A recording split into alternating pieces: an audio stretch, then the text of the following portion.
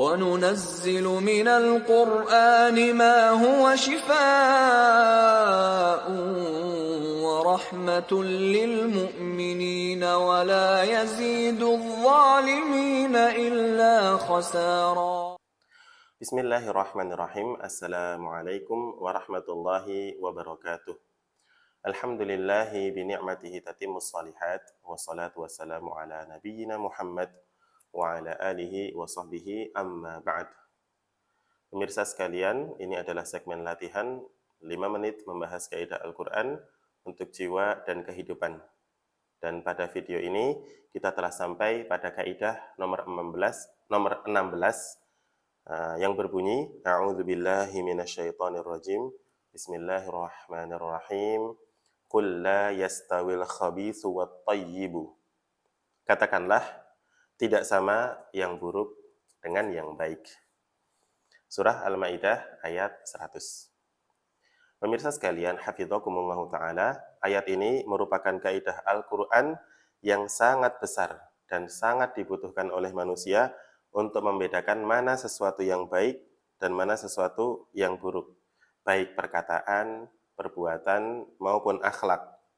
Mana akhlak yang baik, mana pula akhlak yang buruk.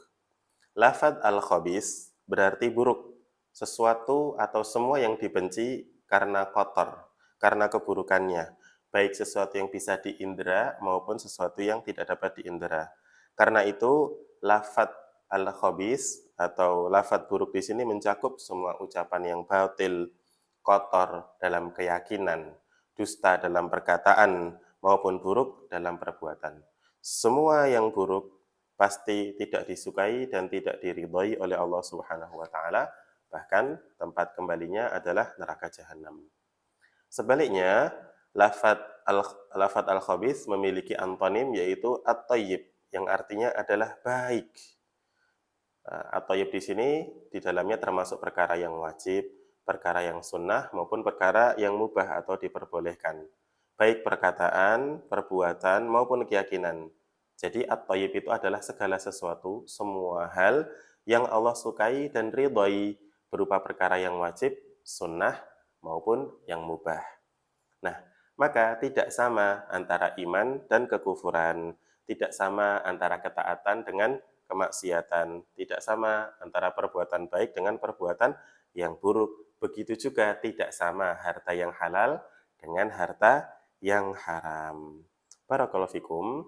Maka tidak bisa dipungkiri lagi bahwa ayat ini tujuannya selain memberitahukan kepada kita mana yang baik, mana yang buruk, adalah supaya kita termotivasi, kita terdorong untuk senang, gemar mencari hal-hal yang baik, mencari contoh perkataan-perkataan, perbuatan-perbuatan maupun keyakinan yang baik. Begitu juga penghasilan yang baik, yang thayyib.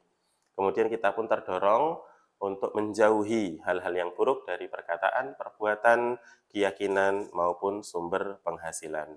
Mengapa demikian? Karena jiwa kita lebih cenderung kepada perkataan dan perbuatan atau sesuatu yang buruk. Apalagi manusia pada zaman ini cenderung lebih suka memilih jalan yang cepat, yang instan dan singkat, tidak mau melalui proses yang panjang. Maka ayat ini hadir sebagai kaidah dengan bahasa yang indah untuk mengingatkan kita semua orang-orang beriman agar menjauhi hal-hal yang buruk tadi. Allah Subhanahu wa taala berfirman, "Qul la yastawil khabithu wat thayyibu walau a'jabaka kasratul khabis. Fattaqullaha ya ulil albabi la'allakum tuflihun." Katakanlah, tidak sama yang buruk itu dengan yang baik, meskipun banyaknya yang buruk itu menarik hati kamu.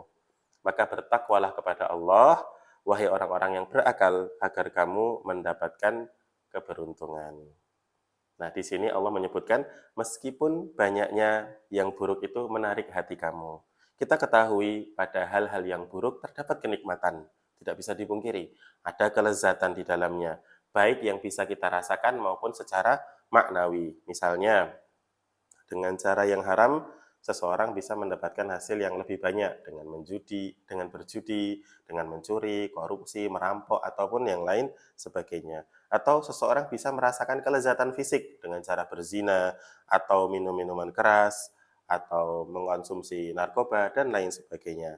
Tetapi semua kelezatan dan kenikmatan ini yang sering menjadi godaan bagi kita semua adalah sesuatu yang tetap akan menjadi sesuatu yang buruk di sisi Allah Subhanahu wa taala. Dan itu semua keharaman terhadap benda-benda tadi itu diberikan oleh Allah Subhanahu wa taala. Karena hal-hal yang haram tadi menjadi penghalang menuju kebahagiaan yang abadi di sisi Allah Subhanahu wa taala. Maka siapa saja yang istiqamah, yang konsisten meniti jalan kebaikan, maka kehidupannya di dunia, di alam barzah, dan di akhirat akan menjadi kehidupan yang baik.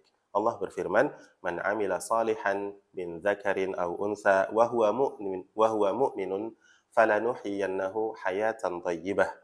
Barang siapa yang mengerjakan amal soleh, baik dia laki-laki maupun perempuan, dalam keadaan beriman, maka sungguh akan kami berikan kepadanya hidup atau kehidupan yang baik. وَلَنَجْزِيَنَّهُمْ أَجْرَهُمْ بِأَحْسَنِ مَا كَانُوا يَعْمَلُونَ. Dan sungguh akan kami berikan balasan kepada mereka dengan pahala yang lebih baik dari apa yang telah mereka kerjakan. Nah, barakallahu fikum. Di sini kita pemirsa semua bersyukur kepada Allah bahwa orang-orang yang ucapan dan perbuatannya bahkan hidupnya adalah kebaikan, maka kelak dia akan mati atau wafat dalam keadaan yang baik dan mereka akan kembali kepada Allah Subhanahu wa taala yang maha baik. Begitu besar dan penting kedudukan kaidah ini serta begitu dalam kandungannya, maka orang yang merenungkan isi kandungan Al-Quran secara umum akan terheran-heran karena banyaknya jumlah ayat yang menekankan agar seorang muslim beramal sesuai dengan kaidah ini. Misalnya, kita harus memperhatikan sumber penghasilan kita. Apakah sudah datang dari sumber yang halal lagi baik? Kenapa demikian? Karena para ulama salaf begitu memperhatikan sumber dan asal rezeki mereka. Tidak mengapa, walaupun mereka harus menempuh jarak yang jauh, beratus-ratus mil, berkelana, merantau meninggalkan kampung halaman. Semua itu dilakukan untuk mengais sesuap nasi yang halal, lagi thayyib. Imam Sufyan Ats-Tsauri rahimahullah ta'ala pernah berkata, sesungguhnya mencari nafkah yang halal adalah pekerjaan para pejuang.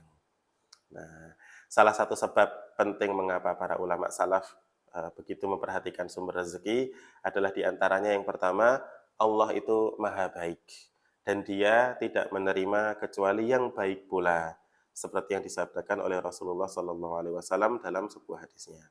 Kemudian makanan yang dikonsumsi akan tumbuh membentuk darah dan daging.